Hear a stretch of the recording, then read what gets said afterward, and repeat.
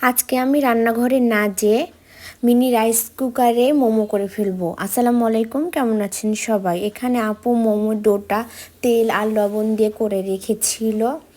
আমি বাসায় ছিলাম না, তাই পরে মাংসের এই কিমাটাও আপু করেছিল। আমাকে আমার শাশুড়ি আম্মু এই রাইস কুকারটা কিনে দিয়েছে, অনেক দিনের শখ ছিল। আমি পানি বসিয়ে দিয়েছি আর ওপরে যেই এখানে মোমো করব ওইটাতে একটু তেল ব্রাশ করে নিয়েছি।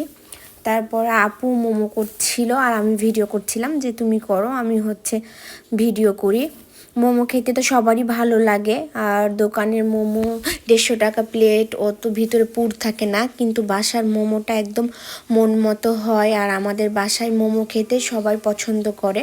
আর যেহেতু ভেবেছি যে মিনি রাইস কুকারটা নিলাম, একটু মোমোটা ট্রাই করে দেখি। যারা যারা ছোট মিনি রাইস কুকারটা কিনেছে প্রায় সবাইকে দেখছি মোমো ট্রাই করছে। আর এই দুইজনের জন্য এই রাইস কুকারটা অনেক ভালো হবে, আর যাদের পিচ্চি আছে তারা যারা ট্রাভেল করে তাদের জন্য। পরে পানি ফুটে গেছে, আমি মোমোগুলো আস্তে আস্তে দিয়ে দিব স্টিম করার জন্য।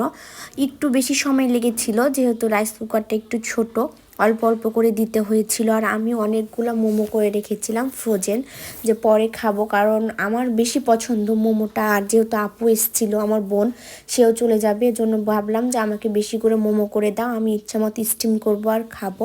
আপু দুইটা সুন্দর সুন্দর সসও তৈরি করেছিল। আমি পুরো সসের ভিডিও নিতে পারিনি, কারণ আমি বাইরে ছিলাম। এসে দেখে আপু সস করা হয়ে গেছে। এখানে একটা স্পাইসি সস ছিল, আর এখানে ধনে পাতার সস ছিল। দুইটা দিয়ে খেতে মাশাআল্লাহ অনেক মজা লাগছিল। আর মোমোগুলো অনেক সুন্দর হয়েছিল, অনেকগুলোই মোমো করা হয়েছিল। ফার্স্টে আমি ট্রাই করি, মা বলছিল আগে তুমি খেয়ে দেখো কেমন হয়েছে, যেহেতু তোমার অনেক পছন্দ।